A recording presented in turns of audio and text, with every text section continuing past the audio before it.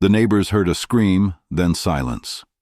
When officers entered the house that cold November evening, they found two bodies, one lifeless on the kitchen floor and another barely breathing, whispering a name through bloodied lips.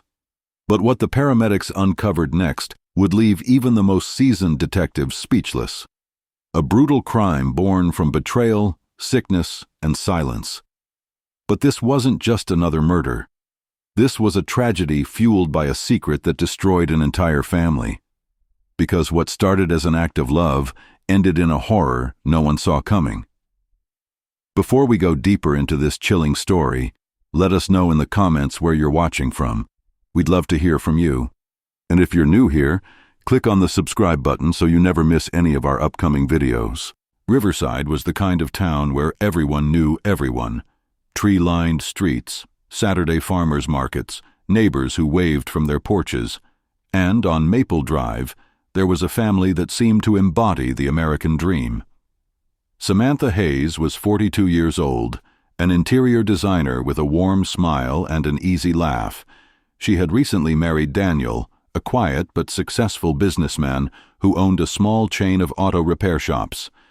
Daniel had been a widower for 3 years when he met Samantha at a charity art auction. She was charming, creative, and spoke openly about her journey as a transgender woman. Daniel admired her courage. His daughter, Lydia, was 16, a bright student with dreams of becoming a veterinarian. She had sandy blonde hair, freckles across her nose, and a heart too big for her own good. After losing her mother to cancer, Lydia craved connection. She wanted a mother figure again, someone to talk to about boys, school, and life. When Samantha moved in, Lydia was hopeful. Samantha bought her books, painted her room lavender, taught her how to arrange flowers. To outsiders, they were the model blended family. Modern, progressive, and perfectly happy.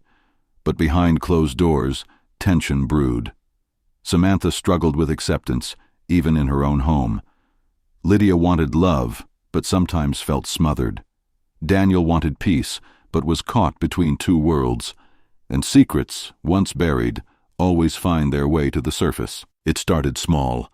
Little things that didn't quite add up. Samantha would insist on driving Lydia to doctor's appointments, even routine ones. She'd hover outside the examination room, asking the nurse detailed questions about blood work and prescriptions. Lydia's friends noticed she was growing quieter. She stopped going to soccer practice. She'd fall asleep in class. One afternoon, Lydia's best friend, Megan, pulled her aside after school. "Are you okay? You look exhausted." Lydia shrugged. "I don't know. I just feel off." Samantha keeps saying it's stress. But it wasn't just stress. Lydia had lost 12 pounds in 6 weeks.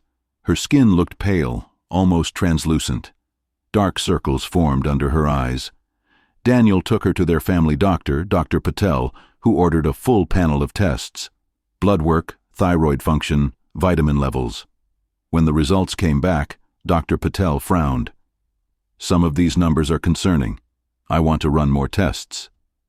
At home, Samantha seemed unusually anxious.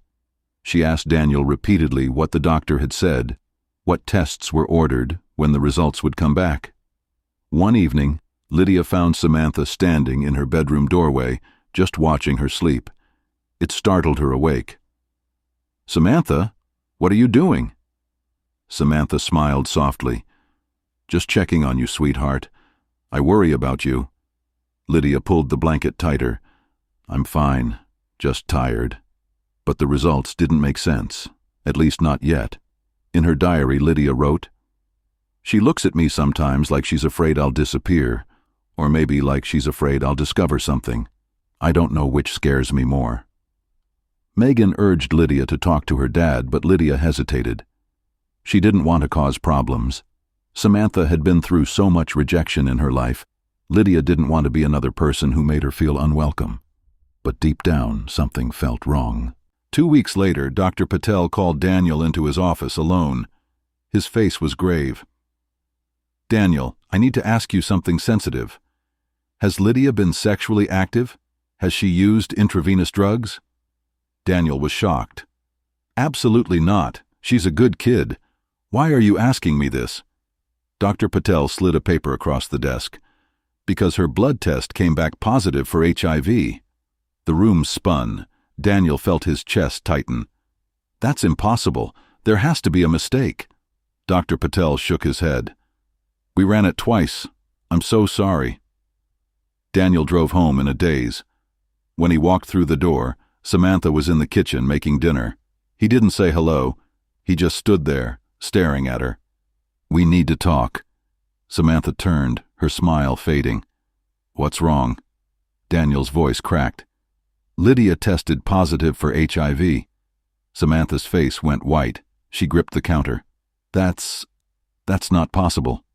Daniel's eyes narrowed. That's what I said.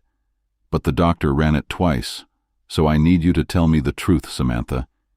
Is there something you're not telling me? Samantha's hands trembled. I don't know how this could have happened. Daniel stepped closer. When we got married, you told me you were healthy. You said you'd been tested.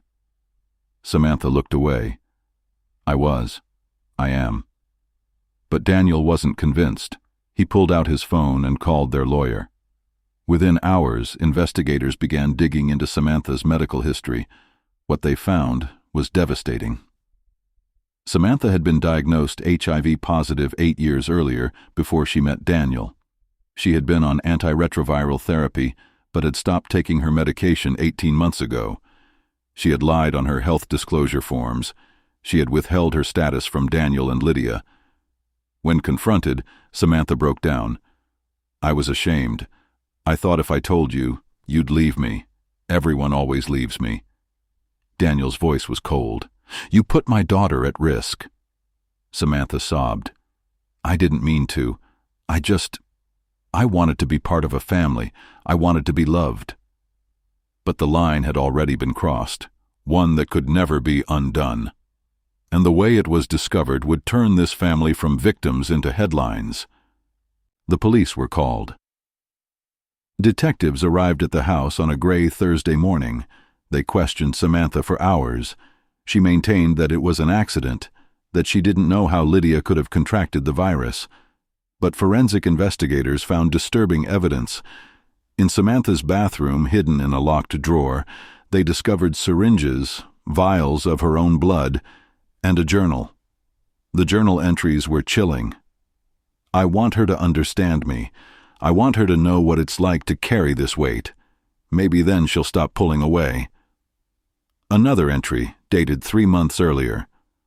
I did it. I mixed my blood into her smoothie this morning. She didn't notice. Maybe now we'll truly be connected. When detectives confronted Samantha with the journal, she collapsed. I was desperate.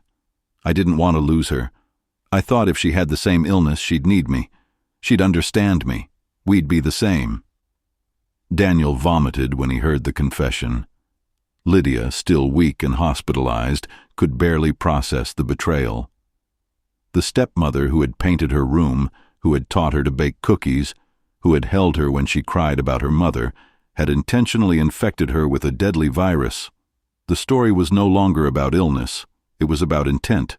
Samantha was arrested and charged with attempted murder and aggravated assault, but before they could fully process her, she posted bail through a distant relative and disappeared.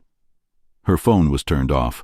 Her car was found abandoned at a rest stop 2 states away. For 3 days, police searched. The media exploded. Headlines screamed, "Transgender stepmom infects teen stepdaughter with HIV." The case became a lightning rod for controversy, hate, and fear. And then, on the 4th day, Samantha returned. She showed up at the house late at night, banging on the door. Daniel had changed the locks, but she broke a window and climbed inside.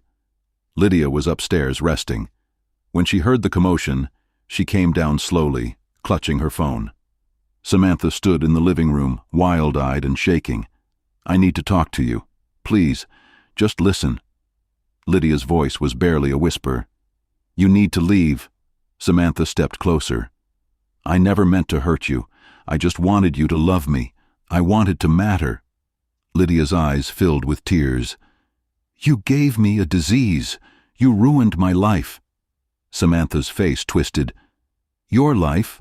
What about mine? Do you know what it's like to be rejected by everyone? To be told you're not real, not woman enough, not worthy of love? Daniel came down the stairs. Get out, now. Samantha turned to him, her voice breaking. You promised to love me. You said I was part of this family. Daniel's jaw clenched. You're a monster. That word, monster, broke something inside Samantha. She lunged at Lydia, grabbing her by the shoulders. Lydia screamed. Daniel tackled Samantha, and they crashed into the coffee table. Glass shattered. Blood splattered across the hardwood floor. Neighbors heard the screams and called 911. When officers arrived, they found Lydia curled up in the corner, a gash across her forehead. Daniel was holding a wound on his arm, and Samantha was on the floor, sobbing, a shard of glass still in her hand. The house was silent again, except for the faint hum of the television still playing a family photo montage from happier days. Was it revenge? Was it guilt? Or was it the collapse of a secret life she could no longer control? The trial began 4 months later. The courtroom was packed. Reporters lined the hallways. Samantha's defense argued that she was suffering from severe depression, internalized transphobia, and a desperate need for acceptance. Psychologists testified about the trauma of rejection, the weight of living in a body and world that constantly invalidated her. But the prosecution was relentless. They presented the journal entries, the syringes, the deliberate infection.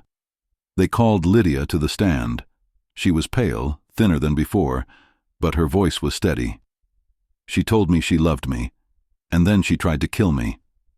The jury deliberated for 2 days. When they returned, the verdict was clear. Guilty on all counts. Samantha showed no emotion. She stared straight ahead as the judge sentenced her to 25 years in prison. Outside the courthouse, Daniel held Lydia close. Reporters shouted questions. Do you forgive her? How do you move forward? Daniel didn't answer. He just led his daughter to the car and drove away. The public was divided. Some saw Samantha as a monster, a predator who weaponized illness. Others saw her as a broken person, consumed by pain and rejection, who made a horrific choice in a moment of desperation. The truth, as always, was more complicated. The stepmother who had sought love at all costs was now condemned by the same society she once tried to fit into. Lydia is 19 now. She's in college, studying biology. She takes her medication every day. She goes to therapy twice a week. She's learned to live with what happened, though the scars, both physical and emotional, remain. She doesn't talk about Samantha much. When asked, she says only this: I don't hate her, I pity her, but I'll never forgive her. Daniel sold the house on Maple Drive.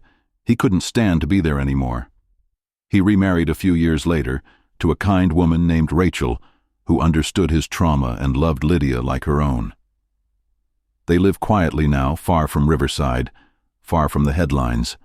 Samantha remains in prison. She writes letters to Lydia that are never answered. In one, she wrote, I know I can never undo what I did. I know I destroyed the only family I ever had, but I hope one day you understand that I wasn't trying to hurt you. I was trying to hold on to you, and in doing so, I lost everything. Lydia's story became a rallying cry for awareness and protection, not just about disease, but about trust, silence, and the hidden fractures inside families. And for Samantha, she remains a reminder of how pain, when left unhealed, can destroy not just one life, but every life it touches. So we ask you, what do you think? Was Samantha purely evil, or just another soul consumed by rejection and fear? How would you feel if this happened to someone you loved? Would you be able to forgive? Let us know your thoughts below. If this story moved you like it did us, hit that like button. It helps us share more real stories every week. And don't forget to subscribe for more haunting true stories that remind us, behind every headline, there's a heartbeat.